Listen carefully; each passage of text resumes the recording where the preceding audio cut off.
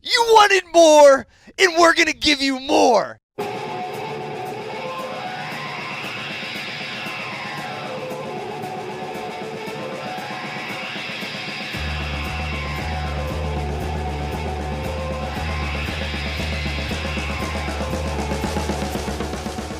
Jeremy, tell them what we're about to do. All right, I got a bunch of topics here. We're going to read them off real quick. Some news headlines, some sports topics, a little bit of everything. Little variety. And then you guys are going to go back and forth for a couple minutes. Some may say and rapid you better, fire. Hey, listen.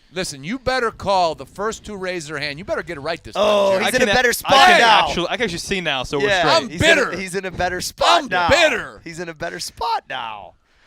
All right. So with the election obviously being this week, President Trump recently held a press conference. During that press conference, President Trump to Jim Acosta of CNN on Wednesday. You should let me run the country. You run CNN. That's enough. Put the mic down. CNN should be ashamed of itself for having you working for them. You are a rude, terrible person. Also, Trump to a woman with an accent who asked him a question. I can't understand you. And when asked about his connection to white nationalism from an African-American reporter, he responded, that's a racist question. John. Okay. Yeah. Okay. Step one. That was a surprise. Step one out of trying to reverse something on someone is call them what you are being accused of. So to the racist comment, right? That's step one. That's a racist question because he knew the nationalist comment made him look racist. So Trump is a master of taking your brain and scrambling it so you don't know where the fuck you are. Okay? That's what he did with that racist comment. Number two, to Jim Acosta and to CNN, actually, and to the press conference as a whole. This is what's kind of truly sad to me, is he is not choosing to lead our country. He's choosing to lead the people that worship him.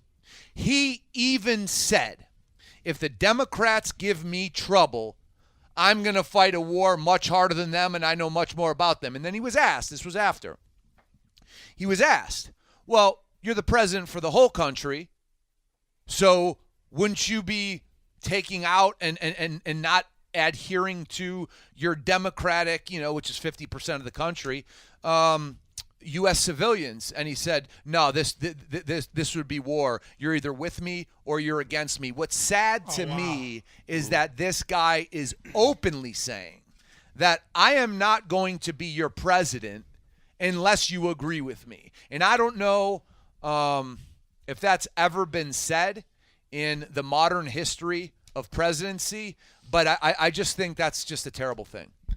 I didn't see the press conference, but if I was, we are in the media, and if we were in that room and the president of the United States didn't even give me a chance to talk and just like shouted something down on me, like, and made me look a certain way, I would be so upset as a professional that this is not what, it's freedom of speech. It's difference of opinion. And he's your president. And he's my, you know what I mean? Like, that hurts me a little bit, whether you're a Democrat or Republican. Like, just think about the situation.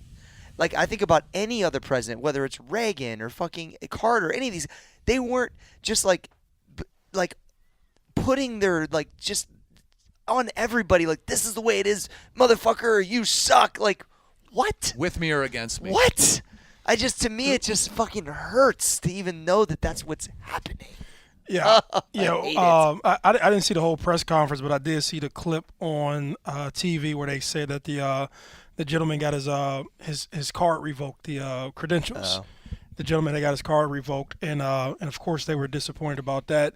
The only thing I say about Trump, man, I just wish that he had like a common everyday feeling as to what he's putting in America, and this is more for me, and to see the switch of people, just everyday life, just the interactions of people, and how much division it is just amongst people, unspoken division, unbelievable, and that part just makes you like, you're like, damn, it's 2018, and it feels like you just take so many steps back, and it feels like you're living in a different time, and it feels like you're living with just like this big, huge dividing of, I'm better than you, and just this whole like if you're not, John would say, like if you're not with me, you're against me, and all the people who align with that thinking, it just like that feeling is projected, and it's felt everywhere. And I just was in Florida for 3 days, and it was projected down there. It just projected everywhere, and it's like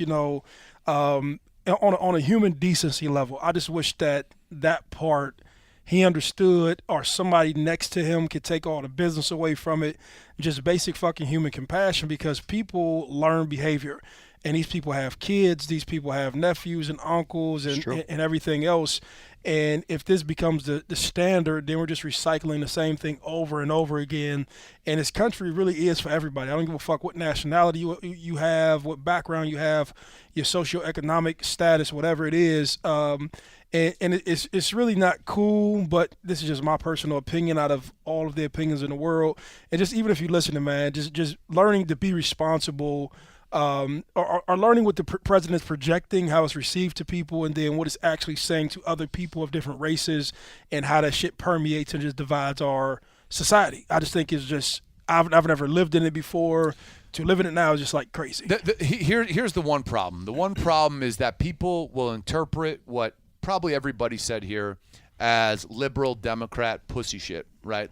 As we've been called before, libtards. And I want to say for the record that I line up with so much more of the Republican values than I do the Democrats. But what's disturbing is that we can have a conversation and people can take things from it and label us.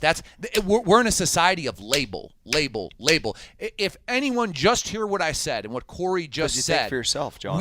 Exactly. I make my own decision. I line up more with Republican than I do Democrat, but I don't assign myself to either. So I'm not a fucking liberal pussy, or I'm not a capitalist pig.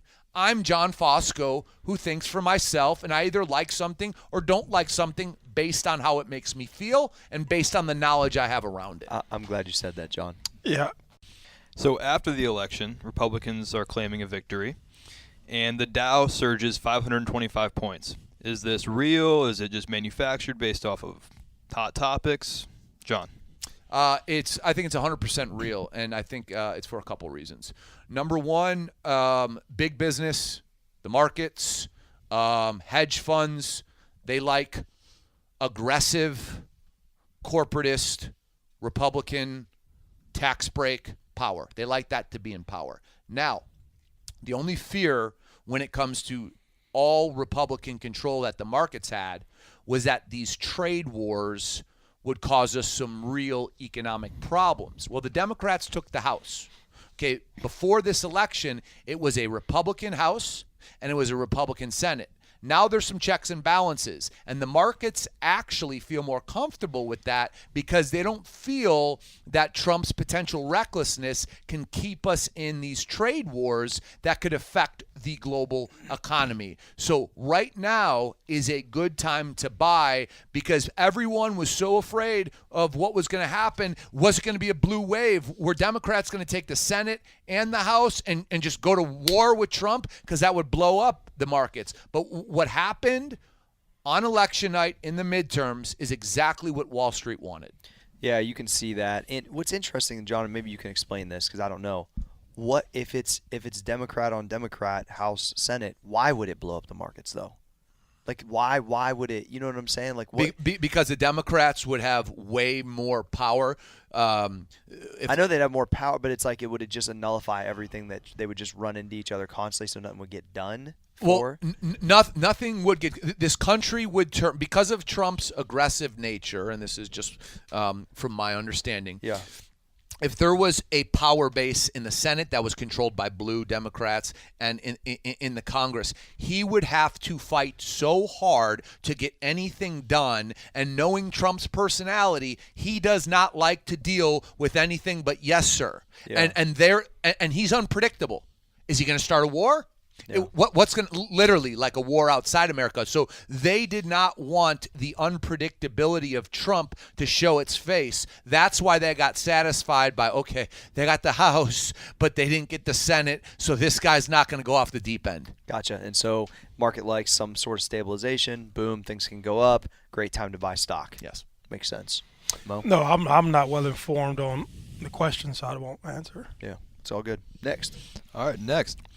Brothel owner Dennis Hoff won his Senate seat by almost 70% despite dying last month. The headline. What? What Yeah. the fuck are you talking about? Bud Light? Keep going, please. The headline reads, "What happens now that a dead pimp has won a Nevada Senate seat?" I can go ahead. So hold on. Corey. I seen this come across Twitter. So the dude who ran the most famous brothel, that's who you're talking about? Yes. Yes. He Won ran the the Bunny Sen- Ranch and all what- that. Oh, won is the the- Bunny Ranch guy died? Yeah. Yeah, Yes. he ran Bunny- like 14 brothels You in know Nevada. who he is if you I see know him. exactly who he is. Yeah. But he's now he won the Senate. he's He dead? won the Yes. Senate seat. He died like a couple weeks ago. So I go ahead. I know why. Go ahead, Mel. Go ahead. No, so they voted Republican. So now, the guy's a Republican, Right. and they voted him in. And if the guy can't assume the role, then the Republicans get to appoint somebody else. So if the other guy wins, They then- voted party. Yeah, they voted party. Yes. So just so they can have control, put who they want in, and eventually they put who they want in on the thing because the other guy couldn't get on the ballot. It says an amazing thing about the time we live in, where you could literally publicly be a brothel owner and operate a business that we all know the stigmas that come along with it. Sells vagina. That sells pussy. Yeah, that sells Legally in Vegas. Yeah, legal. that sells a whole lot of pussy and a lot of weird shit. Okay, and you can go There's a menu, I think. absolutely, and be in the most distinguished position in this country, which is a national politician. What the fuck is happening to Dude. America? So here we go. So I thought so, this was so a here we joke. Go. Here we go. So why would I feel any different if I just saying Donald Trump go up there and do it? Well, no, He, that's he true. assumed the greatest role. But okay, but I'm going to defend Trump here. Trump has been a businessman and a real estate developer, and people are familiar with the brand. He wasn't selling pussy. You know what I'm saying? I mean, everyone knows the neighborhood pimp, and just to think about the Gotcha. let's call Everyone knows this pimp. Let's call him Willie, right? Yeah. Let's say neighborhood Willie went and ran for the Senate, and he won it. I mean, motherfuckers would look around and be like, Don the Magic Wand won the fucking Senate seat. Boy, with the green Bentley. What is wrong with us? Don the Magic Wand, Ghetto Ben, everybody. Shout out. Ghetto to Ben. Ben. I love you, man. So hold on, Jeremy. Did he actually run, or is this like a joke? No, he was running. he was So running. he was actually running. on So the he was ballot. alive, And he died. running, He passed on. and he passed. I know he on. died, but he was serious. was about he it. was Maybe running. Joel Yes. Osteen fucking did his funeral. Maybe Joel Osteen did his funeral. Yes, but so then they probably this will probably I'm happen. sad for this. The Republicans got together and they said, "Hey, Let's vote vote this him guy 'cause he's in." dead. No, but Vote because, the purveyor of pussy in. but that allows us to put who we want in power because Right. we have control. So the head of the Republican Party then appoints the next person to Yeah. basically assume that role. They appoint Kyle in Nevada. Oh, what is wrong with us? That's bad. America, baby. America 2018. I just love that headline so much. Now that a dead pimp has won the Nevada Senate seat. Alabama is becoming the golden state of college football, and it seems to be a problem. Basically, their dominance is becoming an issue in college football. Corey. So, listen, Nick Saban looks like a dick. I'm just gonna say it. Sorry, everybody from Alabama. I'm a Ohio State fan. Hey. He looks like a dick, but I'll give you this. A dick or a butt? Not sure. Okay. He looks like a dick, Butt. A Like- butt, comma butt. but comma butt. Okay. Not butt life. But he's also essentially Belichick of college football, right? He 100%. doesn't give a fuck. He has a system. He gets the best talent. He wins. Most people do not like people that continually win after a while. Most people don't like Belichick and Tom Brady. Most people don't like Nick Saban. He has a system where he kicks your ass. He probably, and Mo, maybe you can weigh on this, do you think Alabama right now could beat the worst NFL team? They could compete. I think it'd be close. I think there's a difference in NFL talent, but they can compete because they're a highly fucking talented engineered machine. But I can say this about Saban: it's one way with him. And I was down there and I had a chance to see the stuff with my own two eyes. And when you go to their campus, there's not all the bells and whistles. There's not all the cool costumes. There's not all the cool furniture. Everything is super traditional, straightforward. He's a straightforward guy. I think he embodies something that maybe you think about when you think about late '70s, early '80s coaching. That whole just disciplined football. He's all coach business, vibe. dude. Yes, he is. But he's tremendous business. But I think he's a necessary in this time. And I think the guys who come from his tree, I wish he could produce more of them because he doesn't kiss these young guys' asses, and he's straight to the fucking point with the expectations, and he's clear. And if you get past his personality, and one thing I'm a big fan of, I'm a fan of his interviews. And if you look at his interviews, he says a lot of thought-provoking stuff straightforward, but he doesn't have personality. So that's where he gets turned off at. That is where it gets turned off because he doesn't have that big personality. It's direct. It's business. It's I respect it. He just looks like a dick. So here's what I'll say as someone who a lot of people think looks like a dick and call me a dick. You know what I'm saying? Is Nick Saban doesn't care. He doesn't. If you think he's a dick, all he cares about is winning, and he's beating everyone's fucking ass, and that's what he's there to do Consistently. And that's what he's fucking there to do, and that's what he's going to keep doing. And the way the question was posed is, it's a problem? Well, anyone who says it's a problem for someone to succeed at such a high level and do something that all these high-paid coaches, all these brilliant minds of football can't touch, that's not called a problem. That's called being a boss. That's called shutting it down, and stop crying about it. Stop calling it a problem and try to beat the man. Try to beat him. Don't fucking, it's a sport, motherfucker. You can beat him, but he's just better than you, and you're going to cry about it. Well, dude, it's weak sauce. The man is like a Steve Jobs in football. People don't say, Apple's becoming a problem. No, you can't fuck with Apple because they're better than you, dude. You know one thing he does, John? When you step into the environment, you understand where you need to be at. It's not the other way He around. commands the respect. So a lot of these environments is where the player sets the bar at, and then everybody's that. His environment, I've seen him check coaches.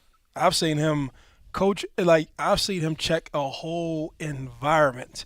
I've seen him on the practice field getting in people's asses. It didn't matter if you were the offensive coordinator. That's why Lane Kiffin left. Yeah. You know what I'm saying? He was Couldn't take it no more. Couldn't take it no more. But Lane Kiffin, a different personality. But he one thing, if you always see his interviews, he says, you always hear me say, he said the process is the process. He was like, I've understood the process and I understand the results it yields. So if I understand this is what it yields, I can't deviate from it. And I really stole a lot of that from him because I said, okay, once you figure something out, like if I eat 2 chicken breasts, 3 asparagus, and 5 potatoes, and it yields the results, the process is the process. Yep. And then one thing, he's very smart and articulate about the schemes he's trying to do. He's very clear with communicating with guys that, John, look, hey, bro, if you don't want to be here, get on the other side of the curtain. If you want to be here, you're here. And if you're here, it's this way. And if you're not doing it this way, you're out of here. A lot of coaches can't say that to star players because of scared of losing them. Exactly. Or they're letting the inmates run the asylum. You let the inmates run the asylum. and it works. And it works consistently. And I think he's Hey, I'm wearing crimson and white right now. You are. Yeah. Shout out to Nick, even though I don't like him, but he probably don't like me, but he wins. He wins. But the respect of the winning nature. I respect him. Yeah. I respect him, man. Absolutely. Next. All right. Floyd Mayweather was scheduled to fight in a Japanese kickboxing match. Jesus Christ. He recently canceled this fight, claiming he was, quote, duped into agreeing into the contest.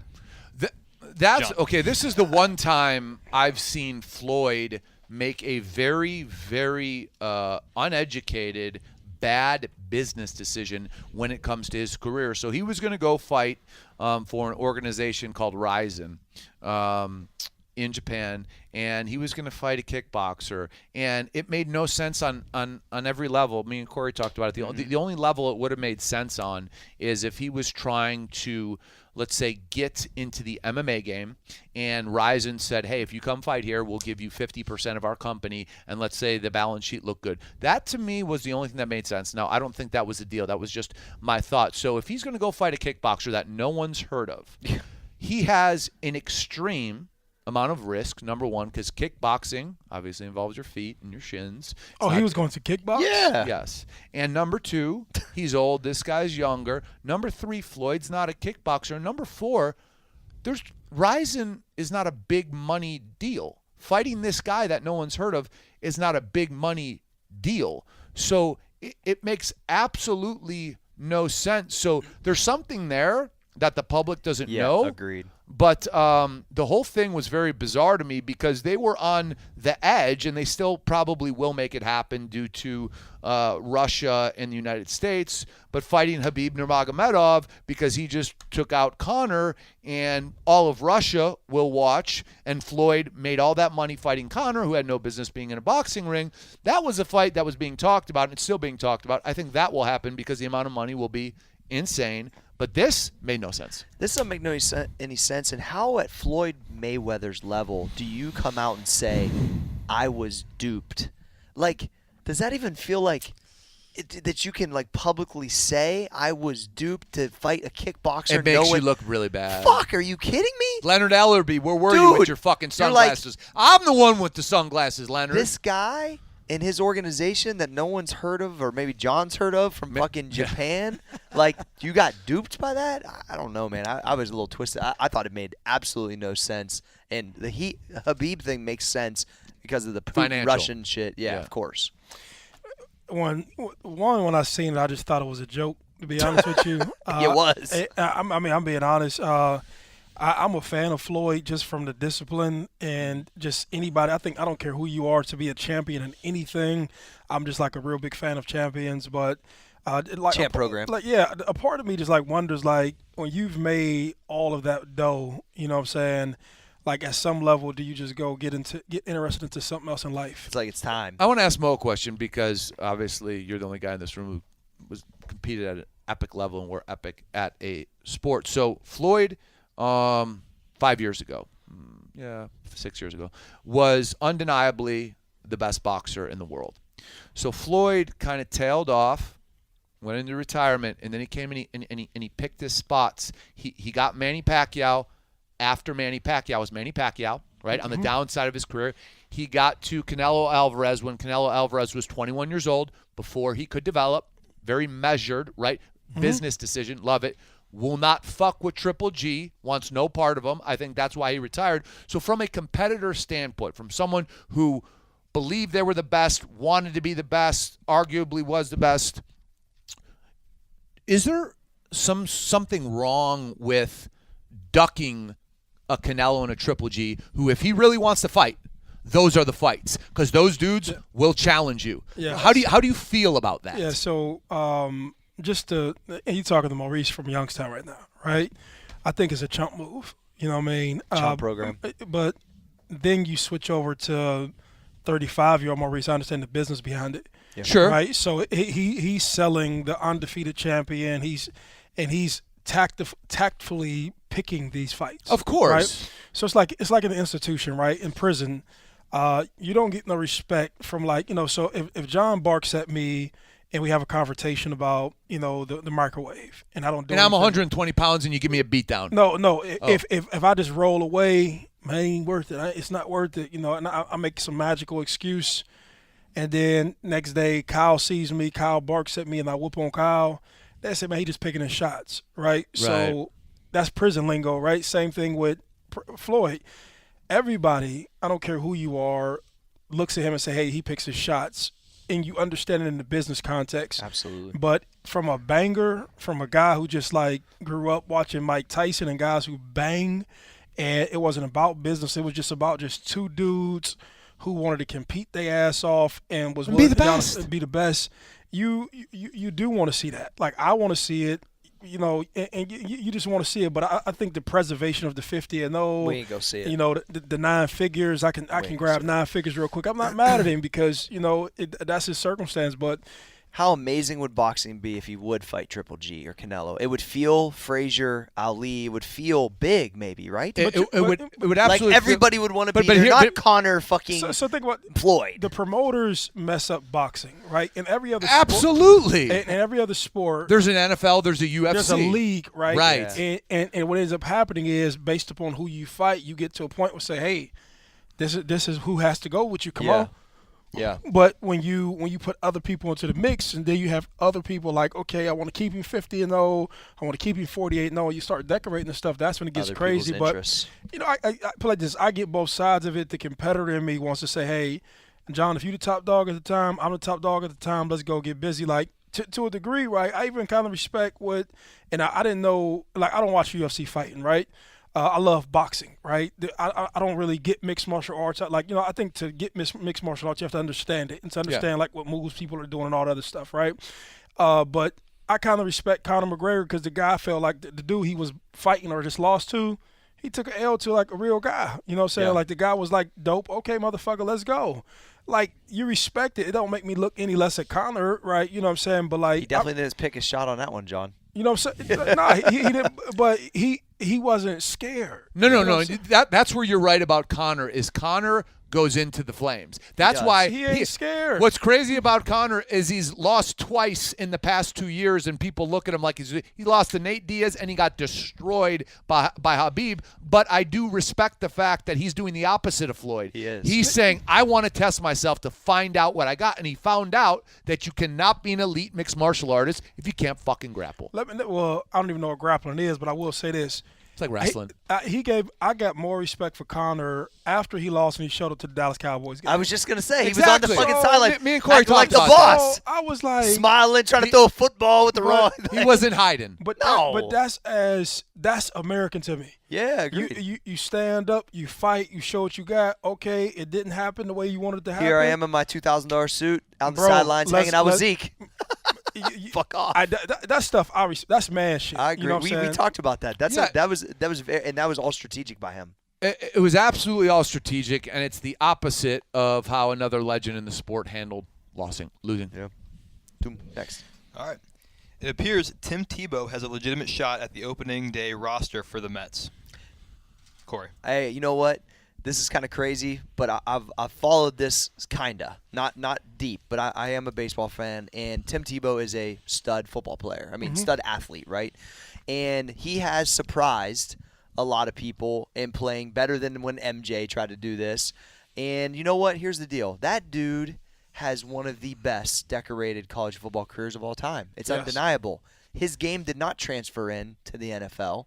He tried, although he was one of the only people that outside of Peyton Manning or John Elway that have won a playoff game for the Broncos. They beat the Steelers the year he was the quarterback. I Now remember his stat sheet wasn't that great, but the fucker won. I'll give him that. So what's intriguing is if this dude does do it, because he's got the Bible, thumpers way behind him. He a lot of people dislike him. I think he's a good dude. He's a great athlete, and if he makes the open day roster because he should make it, not because they're trying to fill the stands. Like if he actually, and I think But he you has can't take that away from it. If That's he- going to play a factor. a little bit probably, but the guy can hit the baseball and he's got stats. If he actually can be there to compete, then I say everybody said he probably couldn't do it, and good for that guy. Fuck it. Listen, I got nothing but respect for Tim Tebow. At the same token, I'm a little bit tired of hearing about Tim Tebow because he is a lightning rod, and he didn't materialize in the NFL. And I wish a guy with fortitude like that, I wish him the best. I truly hope. You got to respect that, right? Yeah, because he's working hard. I hope it works out for him. But the reason we're talking about him now is because of his name and because he is so controversial because of stupid shit. But listen, I support the guy. I respect the guy. But I'm just not that interested anymore. Yeah. Yeah, I think he's been a great example. When you have all these crazy ass stories in America about athletes fucking up and doing crazy shit, you know, the guy at the end of the day, the guy had a great career in college, was a clean guy, so to speak. Skill set didn't transfer to the NFL in the schemes that they were playing. But you'll be a fool to believe that there isn't somebody else out there who plays baseball who's trying to make the Mets roster who didn't have the same skill set as him, right? And so if you're even on the fence about can he make the team, you probably know that, hey, these other factors between putting in seats and having media. And How many jerseys will he sell, Mo? He'll sell a shit ton of jerseys. He's going to have, let's call it what it is. We live in media. He's on media with college football. He's on daytime talk show or whatever, the Good Morning America type shit, whatever it is. I know it's not that show, but it's one of those esque type shows. And then he has the big religious community. So when you're talking about these teams going into different cities, being able to use him as part of it's a business decision. Yeah. And the Mets have to really ask themselves, like, do we plan on making the World Series? Probably not. But are we planning on generating revenue? And you're in fucking New York City, bro, and you can put his face on products. Right. And It becomes, are you going to take that spot with Emmanuel Ramirez, who batted .221 in AAA with 3 home runs and 17 RBIs, or are you going to pull it in with Tim Tebow, who's less skilled? You're absolutely, because sports is a business, going to bring in fucking Tim Tebow. If you're the GM, you're bringing in Tim Tebow. If you're the owner, you're telling the GM to bring in Tim Tebow. That's just the way it is. That's what it is. That's what it is. yes. John, will you buy a Tim Tebow Mets jersey? Absolutely not. Okay. Next. Oh, I didn't know that. All That right. was a good way to wrap it up. Yeah. And we'll wrap it all up with this one. Woman goes viral for dipping chicken tenders in soda while sitting courtside at an NBA game. She was also caught. I gotta Google that real quick. Oh, She was also caught doing the same thing at the U.S. Open tennis match earlier this year. First of all, John showed me this yesterday. Fuck, man. It was epic. dipping chicken tenders But in soda. and- Are Coke, you? dude. Is she? Are we all being the word duped? I haven't used very. Are we all being duped by her own social media strategy to be lightweight famous for a chick that dips chicken tenders into pop? What the fuck?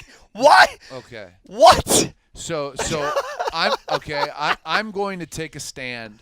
Take a stand, John. As part of someone who's in media now, right? Because the show We are. would be considered media. And I'm not even going to comment on this because here's the problem with media is they comment on this. And this becomes something that people spend their time, they spend their fucking oxygen talking about. Not going to happen. No, I'm not interested in commenting on it. It's absolute crap. Yeah. I'd rather talk about something with some value. All right. Let's go to alternate. Alternate. All right. Woman with nut allergy asks airlines and people to stop bringing nuts onto planes after having a mild reaction to what she believes to be caused by leftover nut residue on a plane. You can't go on planes then, bitch. Like straight up, like you're gonna tell every fucking 146 people or whatever it is that they have to adapt their way of fucking life because you got a nut allergy. Oh well, what are fucking planes famous for? Giving out fucking peanuts. But you are so important that you are going to tell everyone they can't eat fucking peanuts. Fuck you, bitch. Get in a car, take the fucking metro, get on a bus, and get the fuck off a plane and stop thinking you matter, because you don't. No one likes you, and you're a Well, Whoa. Good. I'll weigh in because it makes this comment that I heard on the plane very relevant yesterday. Go ahead, Mo. World traveler. I was on a Delta flight, and I'm sitting there, and they made a specific announcement to basically all of they said somebody in the middle. I was sitting in first class. Somebody in the main cabin, basically, anybody who had nuts, please let me know so we can come around and gather them. There's people on here with allergies, and so I don't know the exact language, but I know I've never heard that on the plane before. I've never heard it before. But from that being an issue, it makes sense now. And I don't know if they're being proactive in protecting themselves from a lawsuit. narcissism. But That's exactly what they're doing. yeah, so but she's definitely, whoever the lady was, I guarantee you she was a driver behind that big an announcement because I've never in my life So, heard John, anything. have you ever met anybody who has a true nut allergy? It's a real question. Of course, Like but you a have to sit- know like- you can't go on a plane Yeah. if you have a peanut allergy because the other fucking 150 fucking people got somewhere to go, and you as one, if that's a problem, should know not to get on the plane because the world don't revolve around you. I got something to say after y'all done. Because you can legitimately die from it is why I asked. I mean, it's like a pretty fucking serious thing. I don't have a nut allergy. So then but- would you go on a plane? I mean, if I had to go somewhere and I had to fly there, And would probably. you expect the other 150 people to fucking change how they do things? I mean, I think that there's probably a solution that's a little less aggressive than what you said. I don't think she's probably because she didn't want to die, but I think that there's got to No. be some type of Oh, solution. please. Like this in 2000 or 1990. This just began today. This just recently began. So people are going to die now from a peanut allergy. Did this just come into the world in 2018? Yes. Or maybe are people so fucking narcissistic that our pussy-ass society accepts it? You have a nut allergy. She could die. No one eat peanuts. Make sure she's okay. One of 150. Get on a bus, dude. Dude, this allergy didn't just get created in a lab and was dropped onto her in 2017, and now she can't travel with it, dude. It's all about self-importance and narcissism. You are sharing a plane. Fly private. Go ahead, Mo. I will say something that has nothing to do about the peanut allergy. Sure. But I will say this. So I recently took an Uber to the This is amazing after what John just said. So- That's all I got to say. Please continue, Maurice. So I recently took an Uber to what is it called, to the airport, right? What the fuck are you talking about? And so I'm sitting in the Uber, and I think that they should, like, Uber drivers, and I'm pretty sure there's a lot that may listen to this while they're driving around an Uber. There's two things that you should understand to accommodate the people. I hope this is not being narcissistic. This right? is a public service announcement. This is a public service every- announcement. No, but Mo, you are one of one, so it's okay. Yes. Yeah. You're not sharing the Uber with 150 people. Yes. So we have to address two things, right? Everybody doesn't love your dog hair on them the way you like your dog hair on them. Fair. So I got in the back of the Uber, and I didn't know that it was hair in there. So I put my luggage in the trunk. I got in the car. I just didn't look down at the seat. And so I'm sitting there, and I was like, my man has me sitting all in his dog hair. And I was like, yo, right, that was one. Two, when you're an Uber driver, if you want to text by yourself and drive, but Not while you don't chauffeur. text and drive while you chauffeur me Don't around. kill me. You can kill yourself. Don't And kill me. three, get high outside the car, right? Oh! So Oh! Hold on. Hey, let's blackmail So, Uber into a Maurice, you've got sponsorship. a high texting while driving dog lover as your So- Uber driver. I'm a blackmail Uber into a sponsorship. That's amazing. so my man, right? So this is what happened, right? So I get in the car. First thing I smelled was the weed. Oh, but my I gotta God. get to the airport. Then it's the dog hair. Then I'm like, my man is over here texting and driving. Did you get water in a mint though? Did I didn't get water in the mint. I bet you this Didn't dude get- didn't have no water for you. No, he didn't get water in the What a mint. fucking- I He was drank it all because he had cotton mouth. Yeah. Yeah. Oh, So all if right. you're an Uber driver, Degenerate. just trying to help you out. Oh, fucking that last segment was degenerate. amazing. Are we What a- done, Jeremy? what a bum. We're done. Wrap it up. Shut it down with that. John. What time was that? That was John- about 40 minutes. Yeah, that was a lot of fun. All right. You wanted more, and we gave it to you. Check out Business and Biceps. Leave us a positive review and a comment. Send John peanuts. Yeah. I'll drop my peen. No, never mind. Never